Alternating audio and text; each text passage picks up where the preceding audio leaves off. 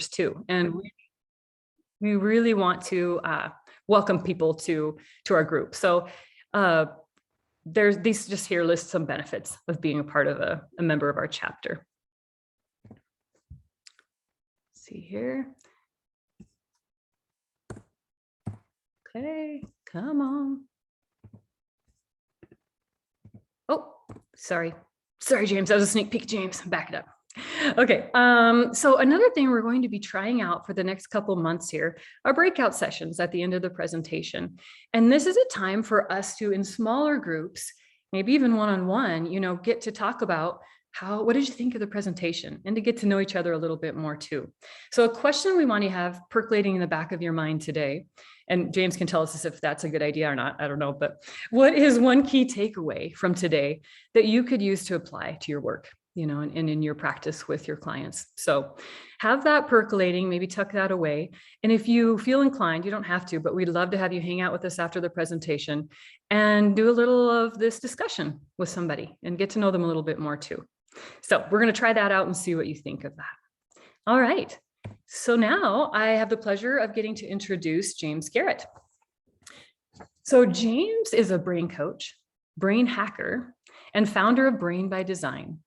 He's spoken on stages ranging from Harvard to TEDx, and his work has been featured by the New York Times, Fast Company, and the Harvard Business Review.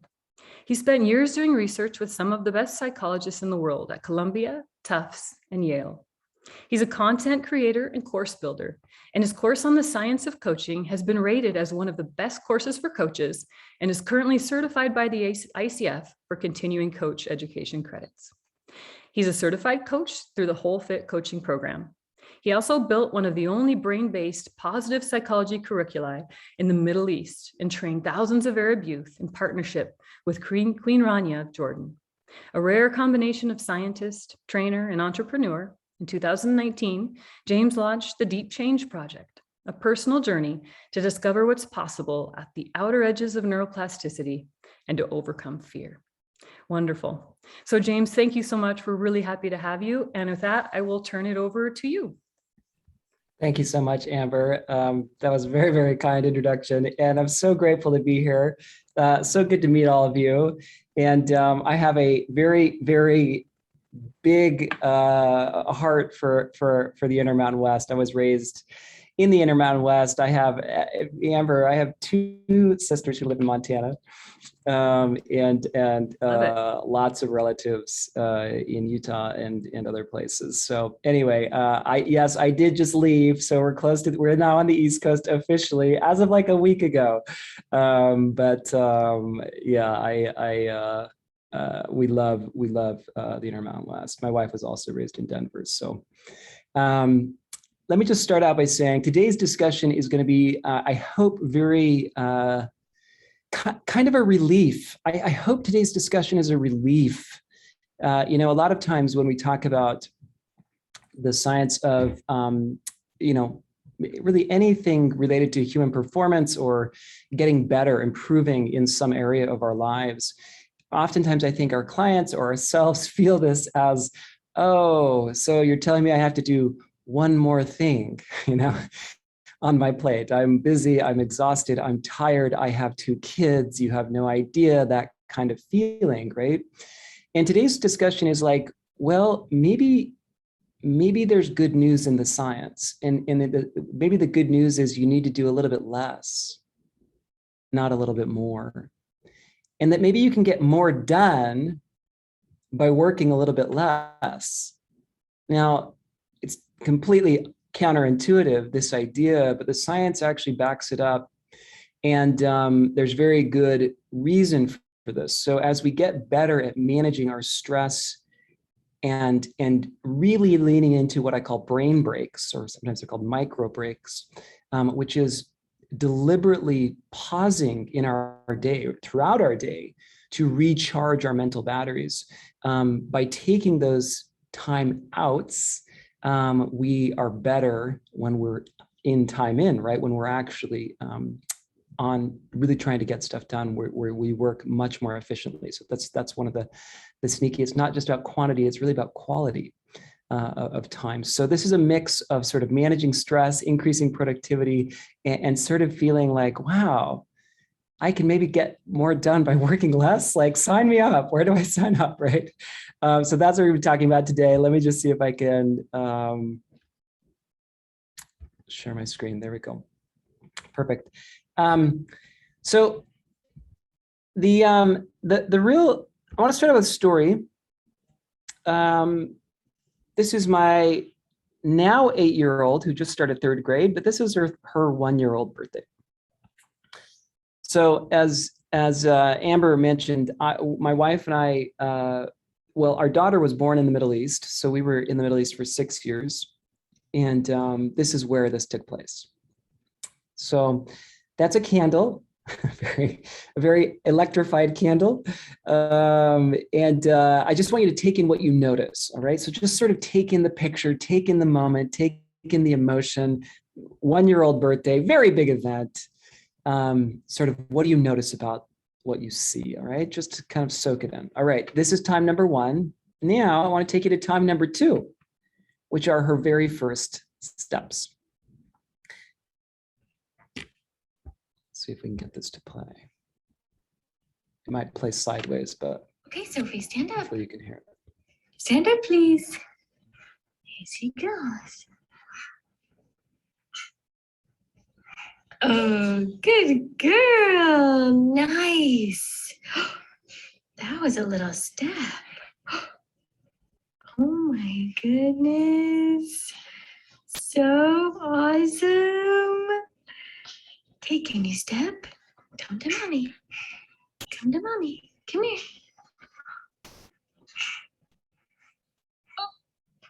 Oh my gosh. Oh my gosh. You just walked. Oh my goodness. She did it, right? Isn't that great? Aren't those moments amazing? All right, so time number 1, first birthday. Time number 2, first steps. Anything you noticed that was similar between the 2 memories and what you saw in the picture in the video. And again, feel free to put it in the chat box if that's easier, or you can unmute and also speak, of course. What did you notice that was similar between the 2 events?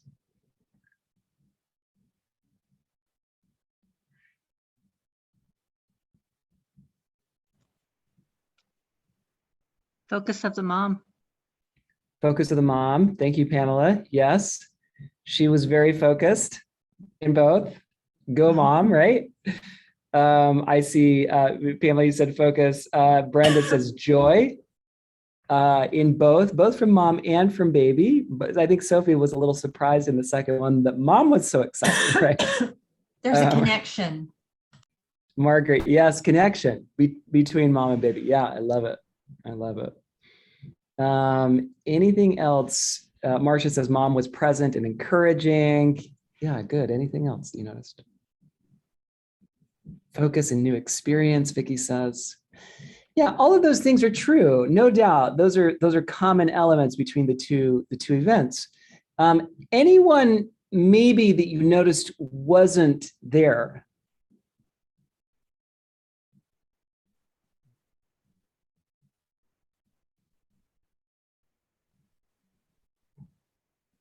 Where were you? Well, you were filming. He was filming. Where were you? Yeah, who said that? They get like the ding ding ding ding. Thank you, Linda. Linda sniffed it out. That would be me. I missed her first birthday and her The first filmmaker. steps, but I was not the filmmaker. That was a friend who was over on that first birthday party. Oh. Right? What? These are big events. You can't undo that. You can't go back. It's a one and done thing. It's like missing a, you can't reverse time, obviously. So what the heck was I doing? Like, how would I miss these critical and beautiful, and I love Sophie, like we have such a great relationship, but like How did I miss these most important events? What was I doing that was oh so important? Well, one of the things that actually, when she took her first steps that very weekend, this is where I was. So I was across the ocean. I was speaking. This is at Harvard University. I was speaking to a big audience. It was Harvard Arab Weekend. It's a big audience of potential supporters and folks who we were trying to build support for the work we were doing abroad. And that's where I was. I thought I was doing. I was doing what I thought I was supposed to be doing. I was working hard. And I was following this formula for success that you might have heard of. It certainly hit me and got knit into what I believed success was all about, which is just going, right? Burning the candle at both ends. Ooh, man, that's some commitment, right?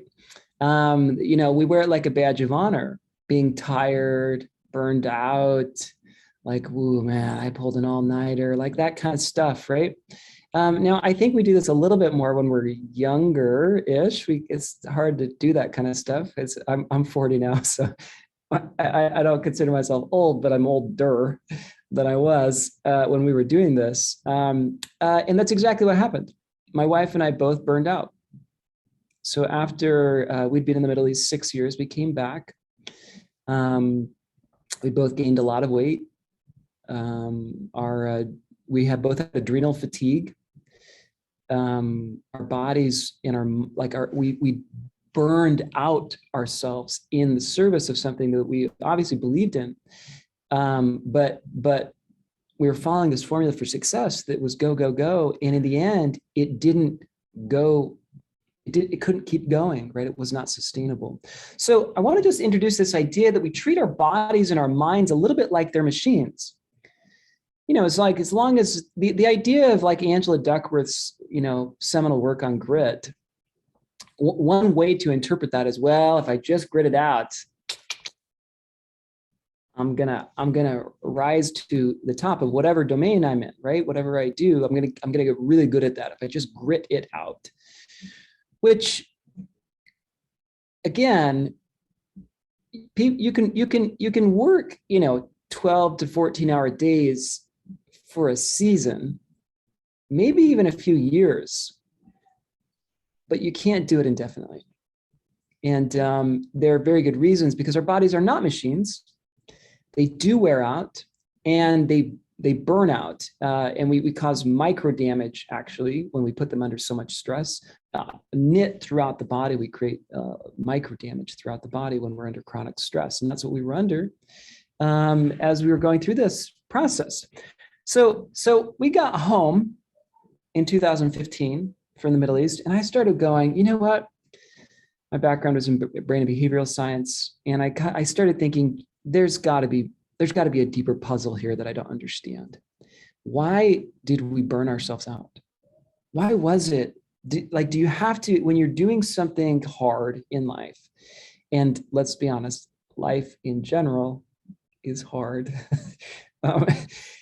Can you do it without burning yourself out? Do you have to sort of sacrifice yourself in the process, or is there a better way?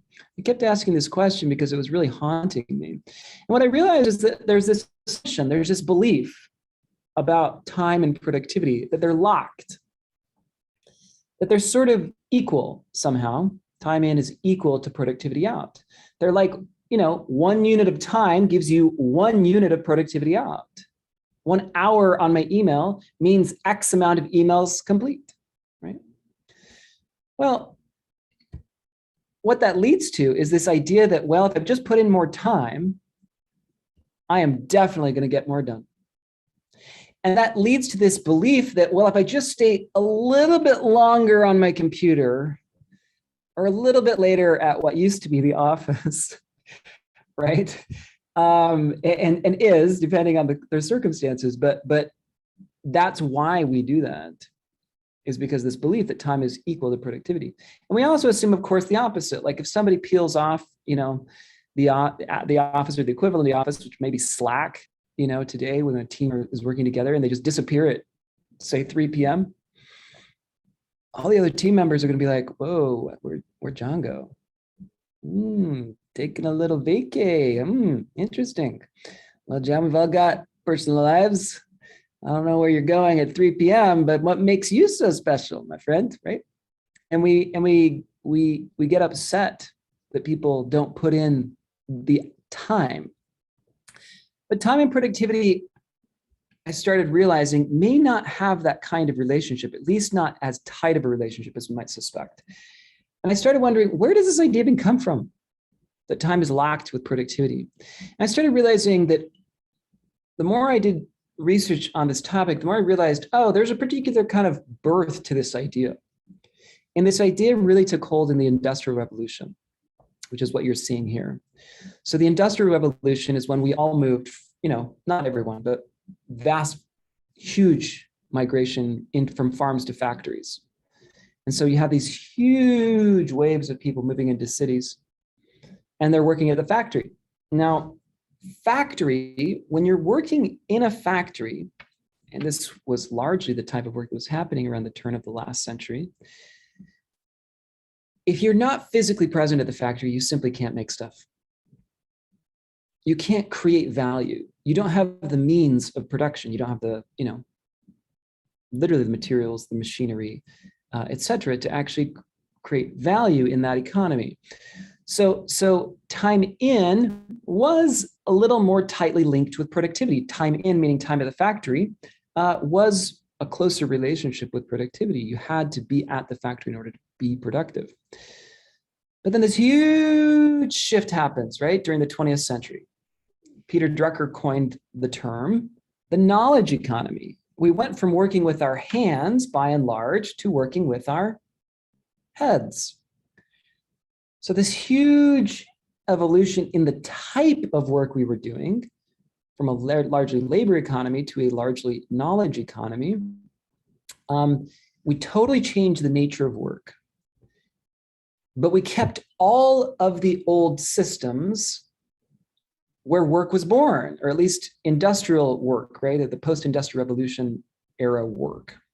So all of the anachronistic, meaning out of place in time, norms that we had, like punching time cards, like the 9-to-5 workday, like, all these different things that even management science as a discipline and the broader social sciences are also growing up around the same time, the turn of the last century. So we change the way that we work, but we keep all the old systems of work. And then you get to now, and you put that on hyperdrive, meaning we're constantly in demand, we're constantly expected to be on, we're constantly expected to be available or accessible, even if it's 8 p.m. and we're with family or wherever we are. And you get this phenomenon of wide-scale stress and burnout. Because no one ever stopped to ask the question, okay, wait a minute. The type of work we were doing totally changed. So should the way that we work also change? We went from working with our hands to working with our brains. And no one ever stopped to ask the question, do brains work differently than hands? Should we question some of our underlying assumptions? Just to give you one data point on this, brains burn energy 10 times faster than the rest of your body. So your brain weighs 2 to 3% of your body's weight, and it uses 20 to 25% of your body's energy. So that's wild. Just that one data point, brains are energy hogs. Suddenly it kind of makes more sense why, even though I've been sitting down at a desk all day, I get home and I am spent. I work with clients, talk about this all the time. I hit the pillow and I am so exhausted.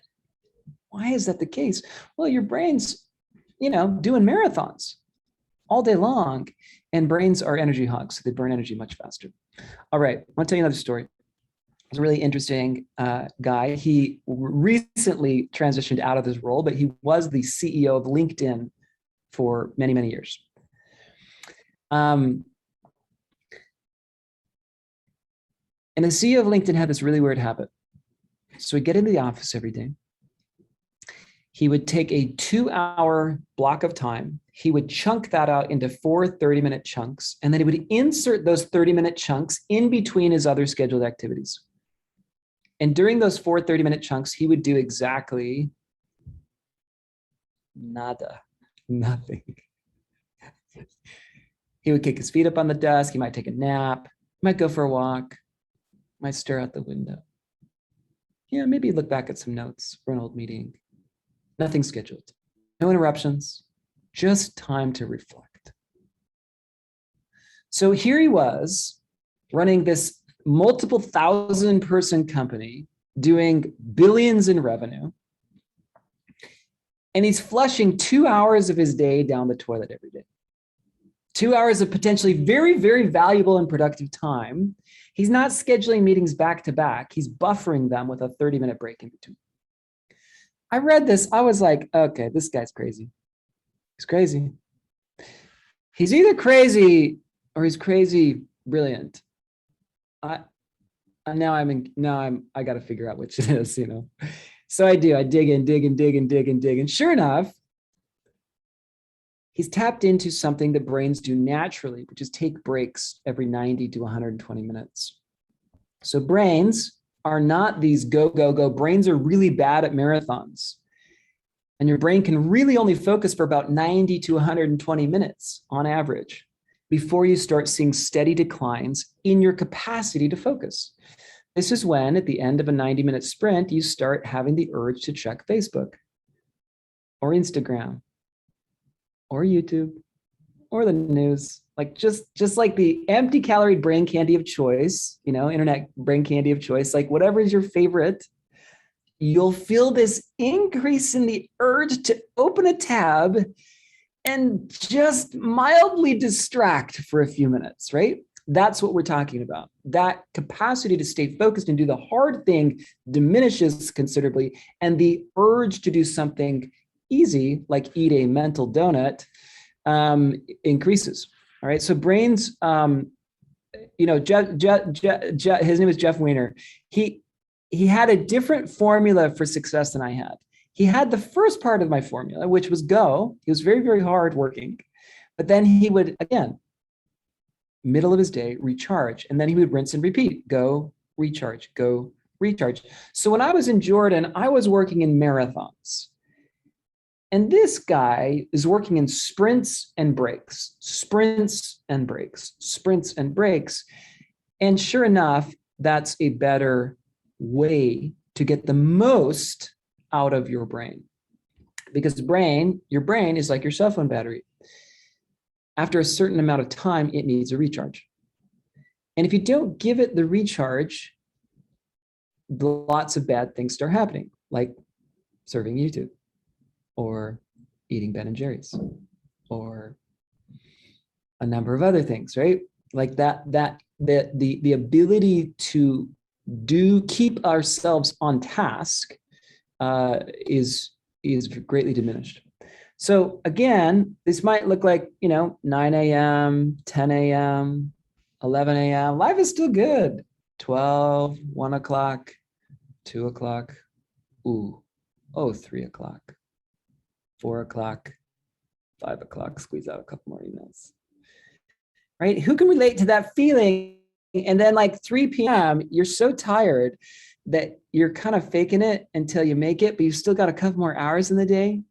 We pretend like we're being productive when we're not, because it's like, gotta work till 5, because that's the arbitrary day amount of time we're supposed to work in a day that was decided way back in the Industrial Revolutions. Even the 9-to-5 workday, by the way, that was a battle between factory owners and labor unions, and they settled on 9 to 5. That was a fight between the factory owners and the labor unions that agreed on 9 to 5. That's where that came from. It wasn't like the 11th commandment. It's just like arbitrarily decided. And yet we treat it as though it's sacrosanct. It's like taboo to stop our day. We feel guilty, maybe. We stop our day before 5. All right. So any guesses how much time we do waste at work? Again, feel free to put that in the chat. That's probably the easiest. Percentage. How much percentage of our day do we waste at work?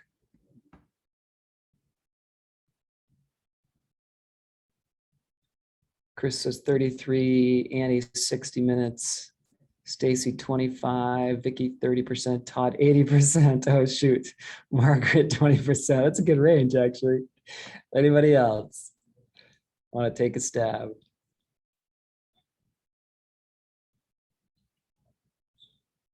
Linda 50%.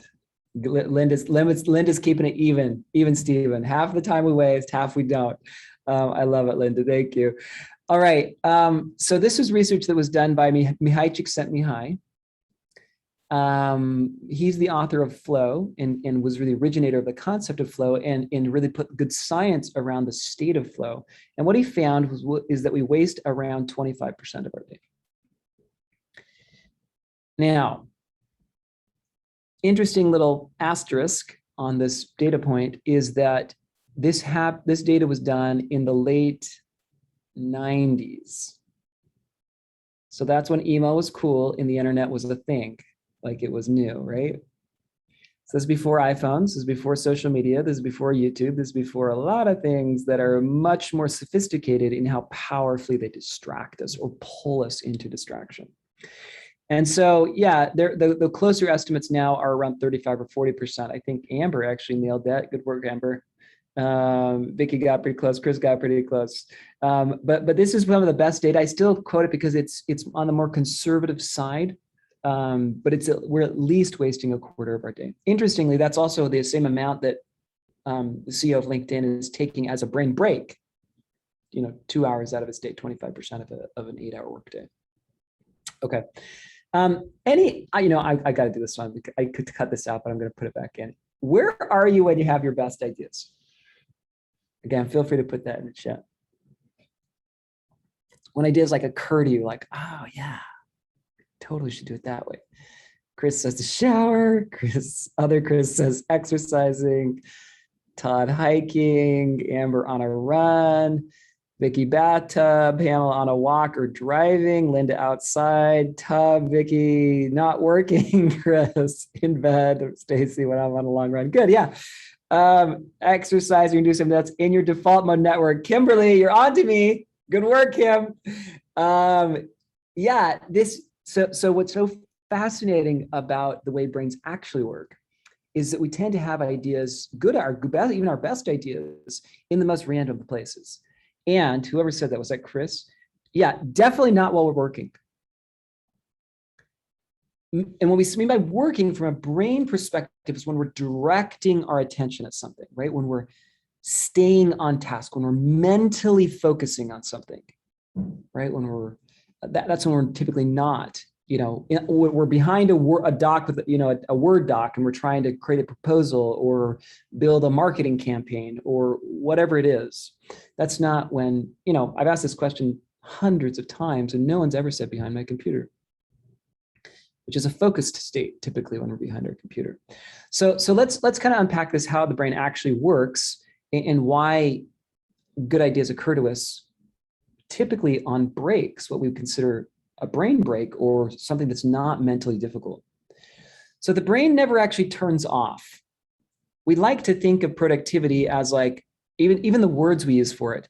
Oh, I always have to be on in my job. Right? Now, partly we mean available, right? But partly we mean it's just like never stops, like the task. So we sort of think, when I stop working or I walk away from my computer or I put my stuff away, that I've stopped working. This is a very factory model. It's like I leave the factory, and suddenly I'm not being productive anymore because I'm not physically at my computer working, right? Or it doesn't look like work. For heaven forbid, your significant other comes in on you if you're working from home and you're in during work hours and they're watching the kids and you're taking a nap or you're taking a walk or maybe you're reading a book or whatever, but you're not working because you're not behind the computer doing this, right? What looks like work, we typically think of as on or off. Either I am doing work or I'm not. Well, it's not quite that simple. Brains don't turn off. Even when we sleep, they're about 90% as active as when we're awake. What they actually do is they switch what part of the brain is active. So when you're in focused mode, sometimes called executive mode, you're using this part of your brain right behind your forehead. You can call it your frontal lobe. It's technically called your prefrontal cortex, but it's the part of your brain that you focus with, you pay attention with. Now, when you're in that mode, it's very draining for the brain. But what happens is you can switch modes, right? And go into what the brain calls recharge mode, recharge specifically for those focus centers. So when you go for a walk, when you take a nap, when you go in the shower, when you go for that nice drive, when you go exercise, whatever it is you're doing, a totally different part of the brain lights up. It's called your default mode network. Thank you again, Kim. And your default mode network takes control of the way that you're paying attention or the way that you're managing your environment. So this part of your brain, your prefrontal cortex, gets a break. And while it's getting a break, it's recharging itself. So again, when you're in focus mode, in executive mode, that mental battery is draining. And at some point, you need to do some other activity to give that part of the brain a break. And when you do that, that part of your brain gets a recharge. So I like to call this recharge mode. There's lots of different names for this mode. The technical term in the research is mind wandering mode, because that's what it feels like when you're in that mode. Your mind is very wandery. It's very daydreamy. Daydreaming is another term we use for this. Scott Barry Kaufman at Columbia calls it imagination mode, because your brain is very creative actually in this state. And it's part of why we have so many good ideas in this state. But the bottom line is when I'm focusing, I'm draining my brain. When I'm doing a brain break, I'm recharging my brain. All right. So again, the big picture here, what I really want you to walk away with is I can recharge my mental battery periodically throughout my day if I do this intentionally and mindfully. Alex Payne calls this deliberate rest. If I non-deliberate rest would be like jumping on the phone. You see this all the time, like in a restaurant line. You know, what comes out of people's pockets? Obviously their phones. Okay, that looks like a break. It may even kind of in the moment feel like a break, but it's more like a rush. A little dopamine rush actually is what you're getting when we pull out our phones. It is not a mental break. By and large, unless you're doing something restorative. I mean, it's not that phones are all or nothing, right? Depends what you're doing on them. But typically what we're doing on them, which is social media related or news, or so they all require attention. Anything that requires attention, Daniel Kahneman, the Nobel Prize winner and the Princeton psychologist, wrote the book Thinking Fast and Slow. He said those two words, pay attention, are two of the best paired words in the English language.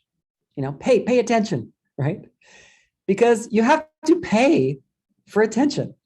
It costs you. It's very expensive activity. In fact, it's one of the most expensive activities the brain does. So when we pull out our phones, we are paying in the cost is our mental energy. We're draining our mental energy. Now, again, it's not a bad thing. Phones are not bad. They're wonderful, actually. However, they are not a brain break. So we'll get into activities that are a brain break, but the big picture here is I just want you to know that you can take brain breaks and recharge that mental battery if you do this deliberately throughout the day. All right, so this is the future, I believe, of work, which is working smarter, not harder. And I am so discouraged sometimes when I hear this sort of like one-upping, I guess, of like working harder. That culture, that sort of like, this happens a lot in entrepreneurship culture. But this sort of like, wow, man, I'm just like killing it on my like hours I'm putting in or whatever it is. And it's just like, well, that's fine. You just may be burned out in a year or two and you're probably not at your best. You're actually not the leader you think you are, because you're really a diminished version of yourself in the way that I was, when we were in Jordan. Because I'm really not working with my brain. I'm working against it. All right. So let's talk about some of the activities that drain the brain. These are the specific activities that drain the brain the most, and then we'll get into brain gains, or what you want to do on the brain recharges, and then we'll go into some questions. All right, decision making.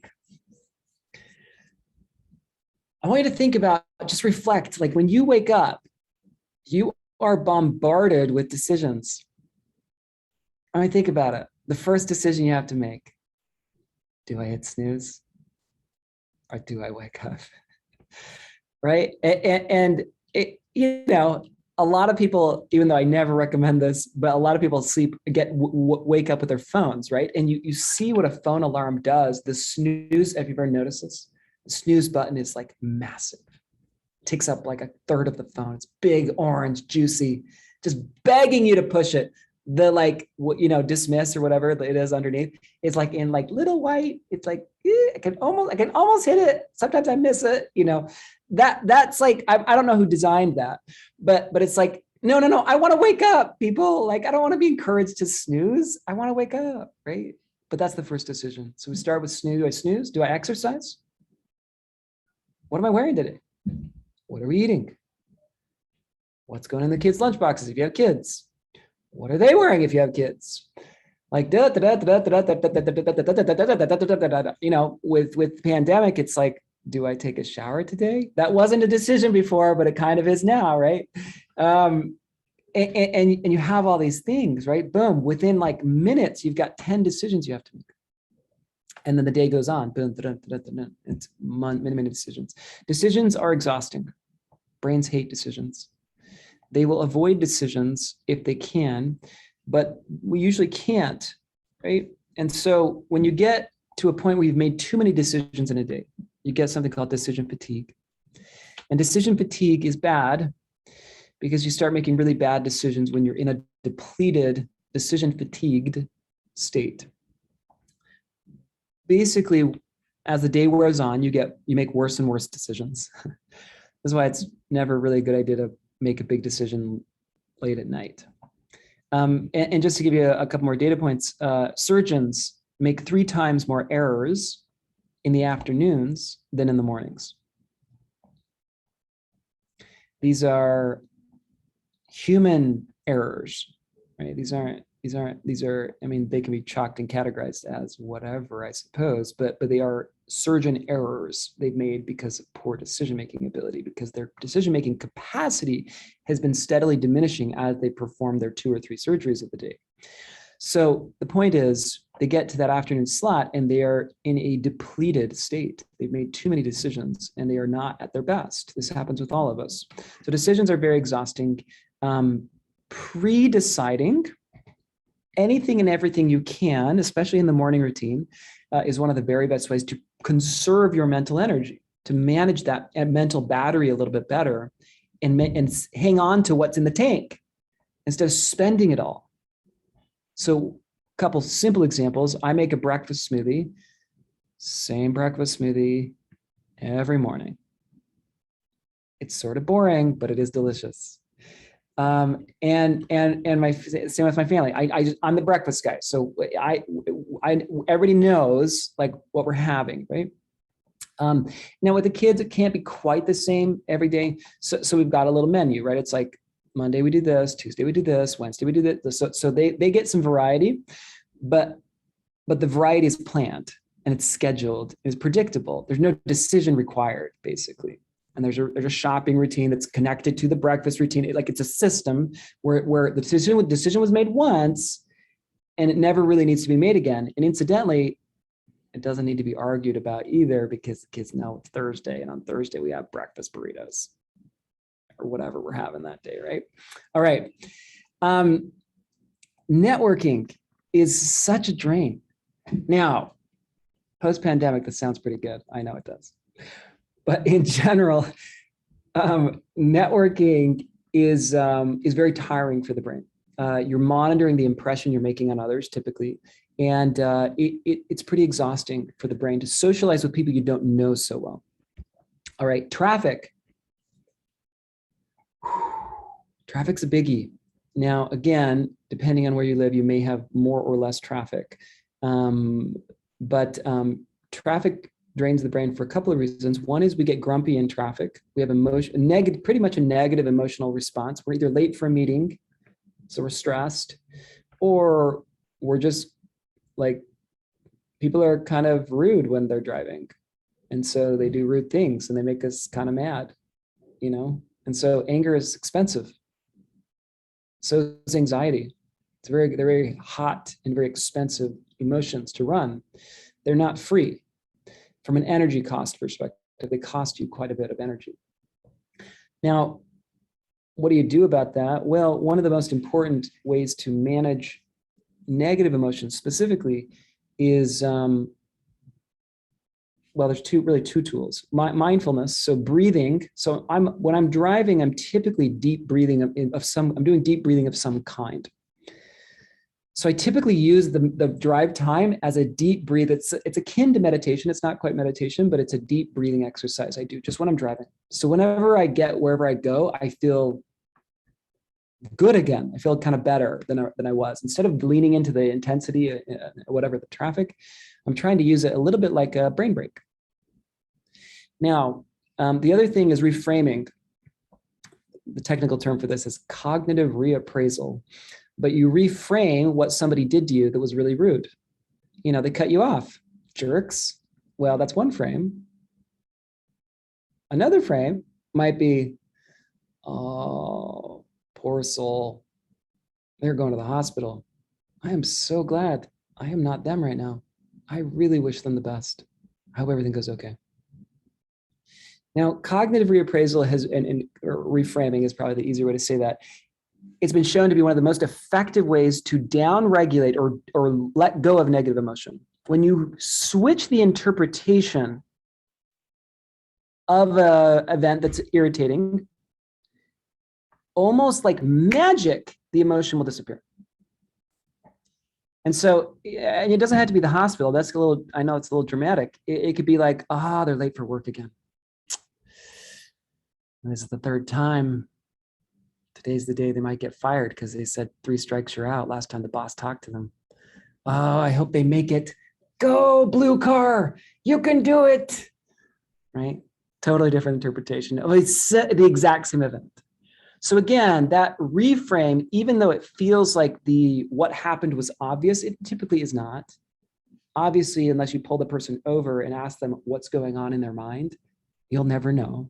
So you might as well give them that generous interpretation because it helps not only them, as in you don't honk and make them more stressed.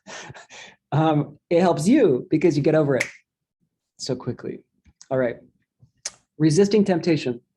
So resisting temptation is surprisingly a brain drain. It's not actually neutral. So the brownies on the counter, they're delicious. But if you're trying to resist them and somebody else in your household made them, and they're just kind of sitting there staring at you, or you work in an office where you've got like a packed kitchen of like Mountain Dew and, you know, cake from yesterday's birthday party and some, you know, Twizzlers and some whatever junk, you know, the managers think is a perk for the office crew, you know, for the team, but you don't want to eat it because you're trying to eat healthier. The fact that it's there is draining your battery. And in a weird twist of the way brains actually work, it's messing with your ability to stay focused. It's not just that you're thinking about what's in that office kitchen more. It's actually that the more you think about it, you literally use up that battery. So it goes from 65, like you stop yourself from going to get it. They call it impulse control. You put the brakes on the behavior. You stop yourself from the urge you just had to go grab the Skittles or the whatever's in there. That costs you. You go from 65 to 64%. You push the brakes again, 64 to 63%. You're just draining that battery every time you push the brakes. Every time you push the brakes, you drain that mental battery. Now, this is true not just with delicious food, this is true with all sorts of temptation, right? And again, digital temptation is the same kind of thing. So the fact that you want to check the news, but don't, and you stop yourself from doing it and try to stay focused on the Word document is costing you. So with digital distraction, I don't rely on willpower to help me to stay focused. What I rely on is an app called Cold Turkey. It's coldturkey.com.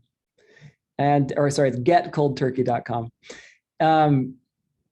It's just an app and website blocker. So I've programmed it to not allow me to look at certain websites, news, Facebook, YouTube, whatever, during my work hours. I don't really want to look at those. I mean, I do, but I don't, right? Just like pretty much all temptation, you do, but you don't. And so during my work hours, no, I know I don't. I want to work. That's what my intention was to work. So I don't want to burn from 78% to 52% just pushing the brakes on that digital distraction all day long.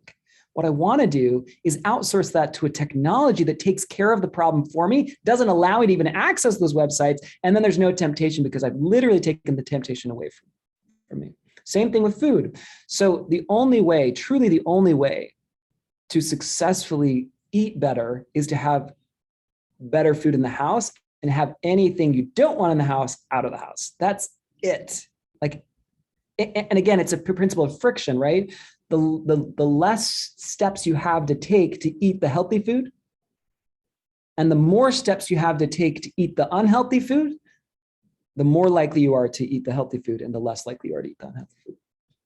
It's called friction, and you want to introduce friction whenever you're trying to shift behavior or break a bad habit. People often ask me, how do you break bad habits? Introducing friction is one of the very, very best ways. Same thing with my phone. I now have a basement in our new house. It's a basement. I didn't have a basement where we lived in Utah, but now I have a basement. And where we were living in Utah, I was charging my phone in the laundry room, so as far away from me as I could. And the most, laundry happens once a week, so it's like, other than that, it's not really that used of a room. Now I charge the phone in the basement. Now it's annoying because when I go out the door, I have to remember to go down the stairs, get the thing, and walk out that other door. Worth it, because in the morning, I never surf the phone. I literally don't even think about it until I'm about to go out the door, and then I go grab it. So again, friction, right? Don't rely on willpower, rely on friction. Okay, multitasking.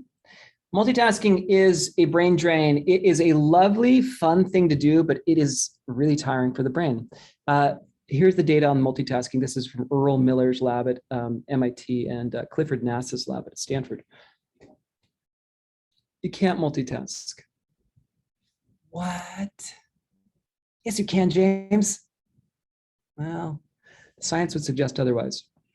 Multitasking, by and large, is a myth. What we do is we task switch. So it feels like we're doing stuff at the same time, but what we're actually doing is switching from thing to thing to thing very, very rapidly, microseconds actually. And it feels, again, like we're doing multiple things at the same time, but we're actually switching. And every time you switch, there's a switching cost. And so we burn through that mental battery very rapidly when we're in multitasking mode. This feels, and you know this from experience, it feels exhausting when we're multitasking, right?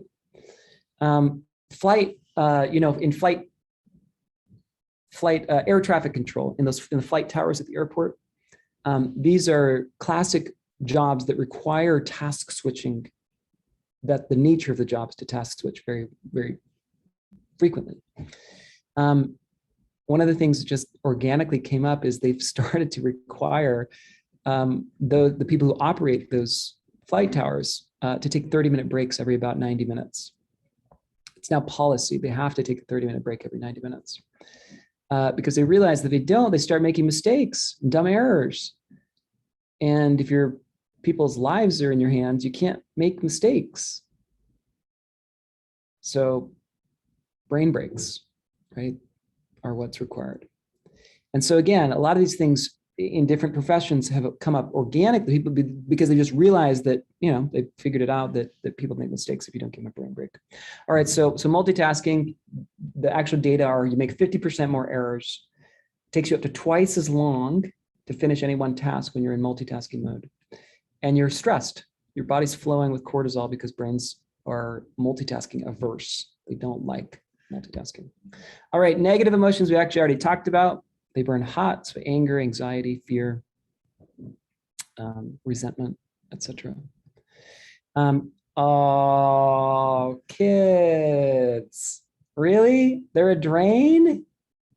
Oh, they're so cute. I mean, they're so cute. Look how cute. He's so cute. Yeah, they're a drain. We'll get back to kids. They're also a gain, but they are a drain. Largely because we have to be so vigilant about their safety and because they're the consummate interrupters. Again, we'll get back to kids because they're also good. Okay, this is the big one, screens. So screens are the biggest drain in our lives because of this problem I mentioned with paying attention. Every time you're paying attention, you're draining the brain. So again, how do you, the litmus test here is anything that requires your attention is a brain drain. Anything that requires attention is a brain drain. All right, now for the good news. What about the brain gains? What do those look like? Well, walking. Oh, that's too easy, James. Walking, really? Yeah. Walking. That's why I put it first, actually, because it is so easy. It's always available, typically, if we're lucky enough to have functioning legs, right? And some people don't. But for most of us, it's always available. Walking outside is better than inside. So treadmills are great. Outdoors is better. If you can do it in around green space, trees, park, beach, no beaches where you are typically. Nah, maybe some of you have beach, but you could go to reservoir or something.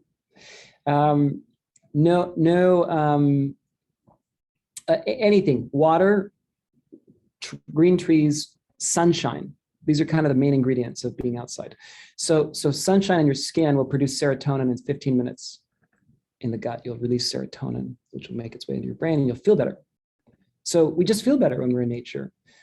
University of Michigan has shown, it's called the tension restoration theory, that when you take a brain break and you do it in nature, it's like a supercharge. Like it's great to do that activity indoors, but if you do it outdoors and do it in nature, you've supercharged your mental battery. So walking outside is one of the very best recharges. All right, meditation. Meditation is the best. Oh my gosh, it's so good. So I've been meditating now for just over 5 years. And I use an app called Headspace. I'm sure some of you have heard of it. There's a lot of good ones out there. Calm is a great one. Insight Timer, 10% Happier. But Calm and Headspace are the two leaders in the meditation app space. 10 minutes a day. 10 minutes a day. Now, it sounds a little dramatic, but I'm actually serious when I say this. It's changed my life. 10 minutes a day. I'm a different version of myself than I was 5 years ago. My brain works differently. My memory has improved. My relationships have improved. My happiness has improved. My sense of cognitive control, mental and emotional control has improved. All because of this one little, teeny little 10-minute habit, 10 minutes a day. So meditation is a huge brain gain. All right, socializing.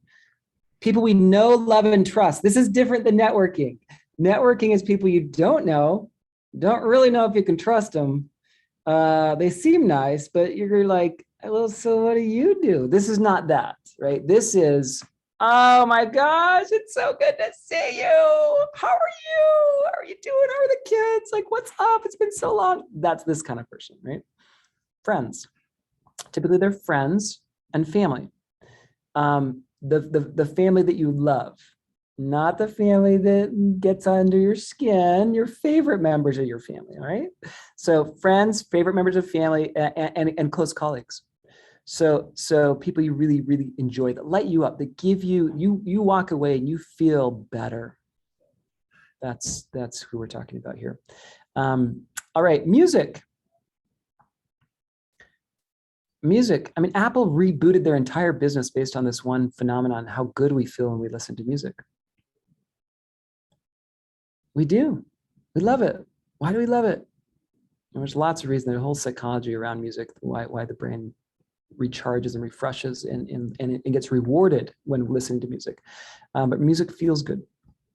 All right, kids. Oh, they're back. Kids are back. I had a second. His name is Eon and he's 1.5.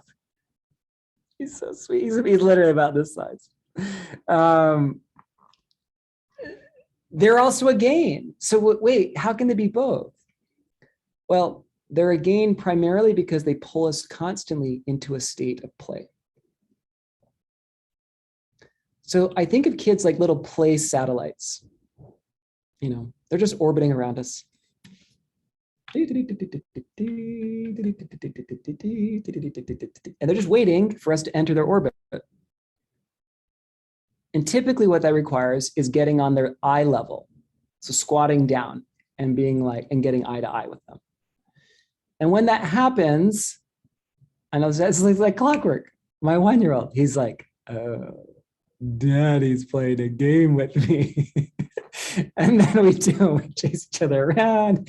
It's instant fun, right? And then suddenly that stressful day that I'd had and it's just all melting away because kids recharge us. That's why we love them. They recharge us. They make us feel good. They're so fun, so funny. They're so unpredictable sometimes, right? But they recharge us typically through play. All right, more vigorous forms of exercise. Somebody mentioned this in the chat. Running, weightlifting, all these things are huge brain gains. Yoga.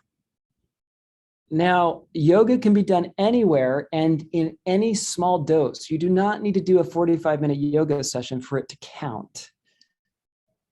5 minutes.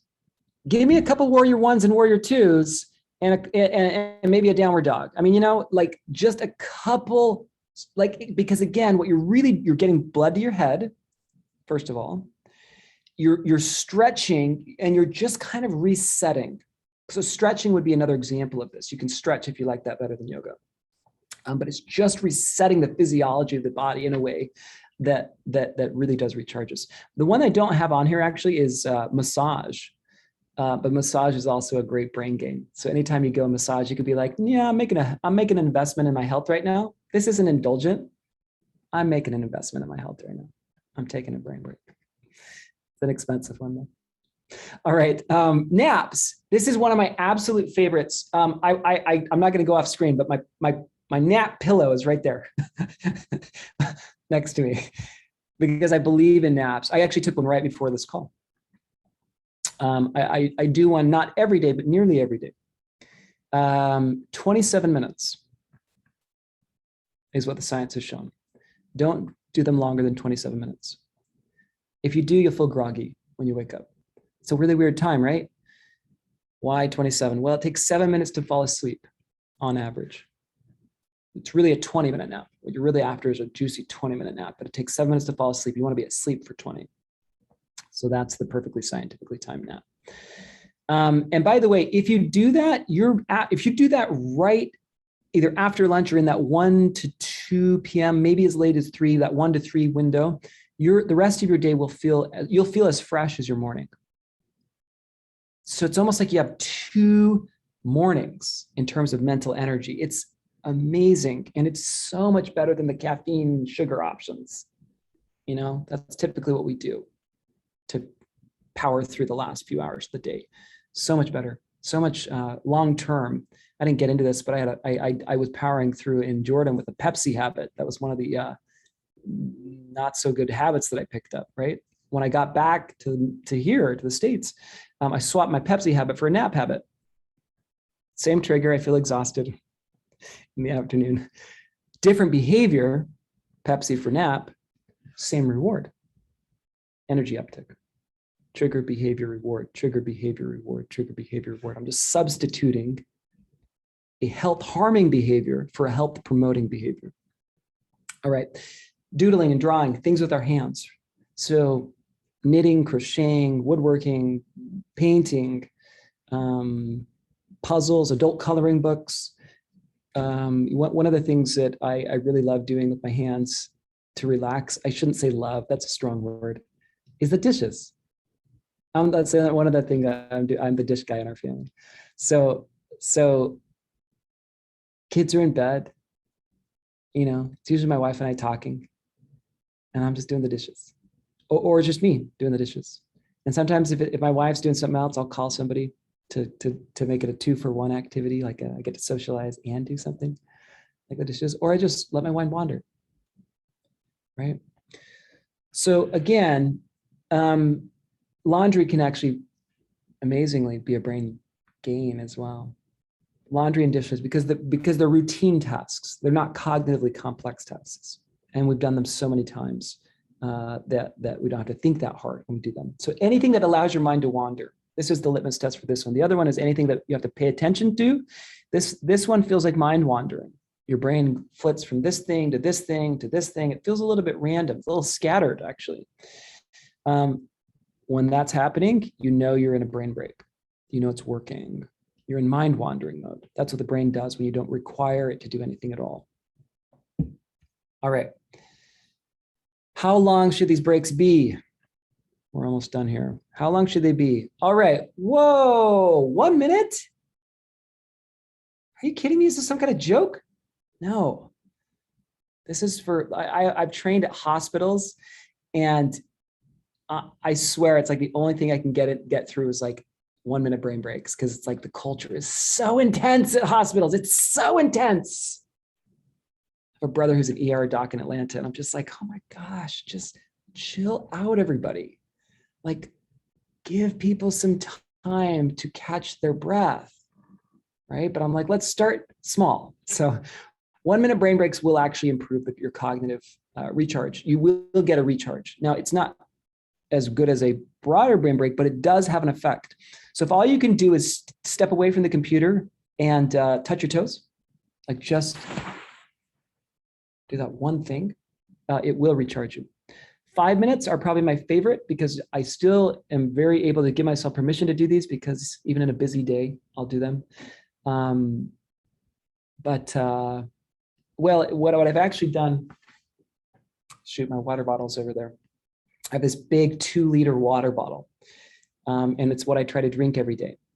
And the reason I try to drink 2 liters of water every day, it's a half a gallon, is because it makes me go to the bathroom more. Now, the hardest thing about brain breaks is stepping away from the computer. That transition is the linchpin of the whole thing. And so don't rely on willpower. Make it a biological imperative. So I have to go to the bathroom more. I drink that much water. Now, after I go to the bathroom, then, this is my after-then plan. After I go to the bathroom, then I immediately step out of my building, go for a walk around the block, come back into my office, and start working again. That's my 5 minute brain break. So I piggybacked it on top of the bathroom break, but I've created a forcing function to make myself do it, because I can't not go to the bathroom. So basically, it all boils down to, my brain break routine boils down to one thing: getting through 2 liters of water a day. And I just have that sitting on my desk all day long. Glug, glug, glug. Right. So this is the kind of architecting. So it becomes a habit, not just an idea in your head. All right. 20 minutes are really the sort of gold standard of brain breaks, meaning your brain oscillates in a 90-20 cycle. Your whole body does. They're called ultradian rhythms. So you have 90 minutes of good energy, 20 minutes of tiredness, basically. 90 minutes of good energy, 20 minutes of tiredness, 90 minutes of good energy, 20 minutes. That's, your body's doing that all day long. So 20 minutes, if you can sync up with that natural biological rhythm,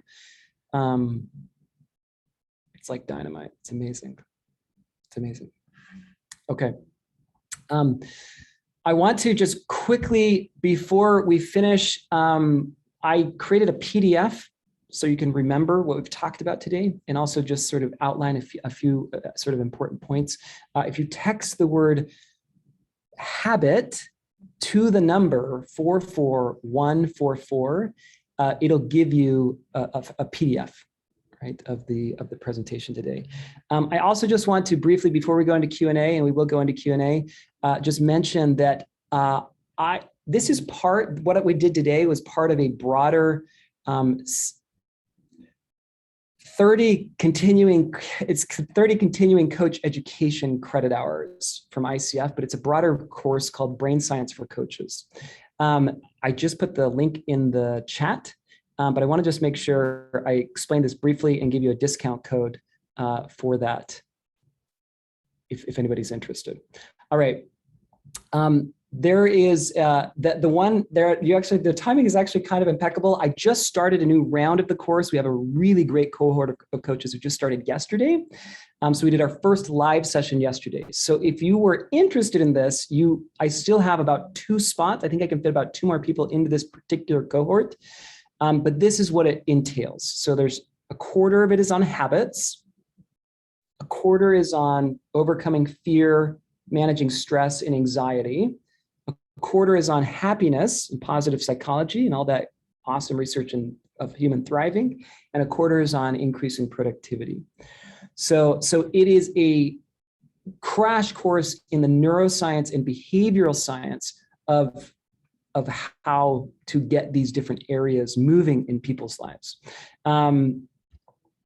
Just give you a quick sample. This is some of the pre-recorded sessions. There's 16 pre-recorded sessions. There's 8 live sessions. That was the one I mentioned we started yesterday.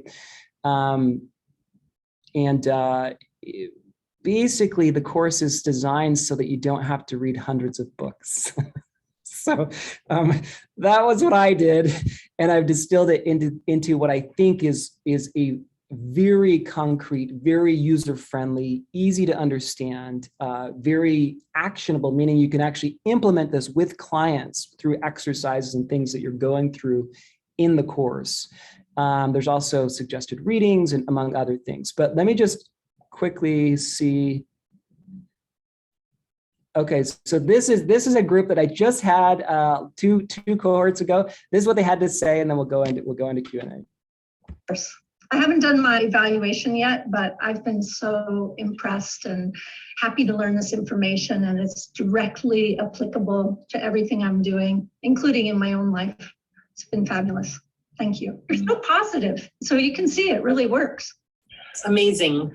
This class has exceeded any expectation I had. I loved what you mentioned, James, and about building 3 resilience habits or actions into your day that give you space or pause. And this is actually one of the reasons why I've loved your course so much, James. It's because you've brought in so many cutting edge stuff. I've been exposed to a lot of meditation, holistic stuff, but you brought it right up to the cutting edge. So I'm very, very interested in working with habits and how you build habits using the tiny habit system and get people to start making small changes and reducing their stress. So that's one of my biggest takeaways from this course. Thankfully, I was able to bring in some of this productivity conversation to the coaching. I've used so much of the habit stuff. I've dropped if then with so many clients. And when I had a debrief, she's like, I can't tell you how many times I've used it. I can't tell you how many times it worked. So that, the productivity hacks, the resilience, the recharging. I've got people taking 27-minute naps. I've got people trying meditation now. That's the thing I really appreciated. We watch the online, we come here, have the conversation, and then application. I reflect on that. I think about individual clients. How can I use it? And then whoop, there it is in the next conversation. And I appreciate the practical application of everything. Okay, cool. They did that spontaneously. I didn't ask them to say any of that. So that's a group. That was a live session, one of the live sessions. But again, if anybody's interested, that discount code is just High Country with no spaces. So there it is, High Country. We started again yesterday, but it's not too late. I have a few spots left in this cohort. So if you're interested in that, the website is just coaches.brainbydesign.com. If for some reason this particular round doesn't work, I will have one additional round before the end of the year that starts on November 4th, and we'll finish up before Christmas. So if you needed the continuing coach education hours, but couldn't before the end of 2021, but couldn't do it this round, you could potentially also do it then. Okay, questions about brain breaks? Questions? I was wondering, James, how pets fit in there. Oh my gosh, I'm so glad you asked. Pets are like kids, just furry ones. They primarily pull us into recharge states because they play in the same way that kids do. Great. Thank you. Fantastic. Yeah, you bet. Yeah, they should have made it on there. Other questions? Hey, James, Kimberly here. I was doing some work with Mark Waldman. In fact, I still am. And that's where I learned some of the language around default mode network. And we also have the concepts of salience network, of course, in the executive network. But what are your thoughts about moving also into this intuitive awareness where we can, then move in and out of the default mode network back into the focus network? You mean, what are my thoughts about moving fluidly between them with intention? Right. I think it's very possible. I think it's a learned skill. It's not. So when you move into specifically into mind wandering mode, or again, lots of different names for this, but recharge mode, it is not effortful. So you can't exert you can't get into it by, quote, exerting effort and trying hard to get into it. What you can control in that situation is what activities you're doing or the context you're creating that will flip you into it. It's a little bit like flow in that sense, right? You can create all the conditions that make it highly probable that you'll get into it. But it's not a guarantee, of course, but you do have control over what you do. And typically what you do will often flip you into that mode because of the lack of demand on attentional resources. This is really the requirement for flipping into mind wandering mode. You don't have a heavy load. You're not doing anything cognitively complex. Your brain will by default pretty quickly move into that mode. So if you can see that, this is why I focused on activities actually, rather than the kind of cognitive skill of trying to move between the states, actually moving between different activities. You can become, I think, quite skilled at moving between the modes with intention. Which is also really exciting because I think in imagination mode, which is Scott Barry Kaufman calls it, it gives you much more control over your own creative process. Creativity can be a slippery as motivation as well, but a lot of these states can feel ephemeral or transitory or hard to kind of pin down. And I think we have a lot more control over our creative process than I think we sometimes realize. And a lot of it's not trying to control the process itself, but nudging it in a sense through what we're doing and the conditions we're creating, that we almost always have control over. Yes, thank you. Thank you so much for this, James. This was so wonderful. I've learned a lot that I plan to put into practice. So again, thank you. Is there any last thing that you would like to say? As you coach people on this, the only last thing I'll say is, as you coach people on this, they're going to resist because it's like, I've got so much to do. Like, how can I get more done by working less? It doesn't make sense. So always start small, always start. If in doubt, make it smaller. And again, 1 minute brain breaks have evidence-based results in terms of having cognitive benefits, so that you really can't go too small without having benefits. So start small, work with forcing functions. The other thing is don't allow, if you're coaching someone on this or working on it yourself, don't rely on willpower. You will not separate yourself from the computer.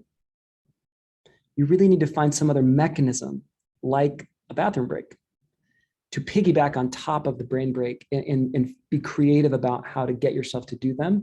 Because typically if we rely on willpower, we'll know what we should do, but then we'll just feel bad because we don't do it. So that's the other thing, is kind of habitizing it through forcing functions. Great, thank you again.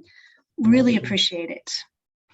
Now for the last 5 minutes of our program, what we'd like to do is to go into breakout sessions and then to discuss in your group what you are taking away from the session. What is your key takeaway and how are you going to implement it?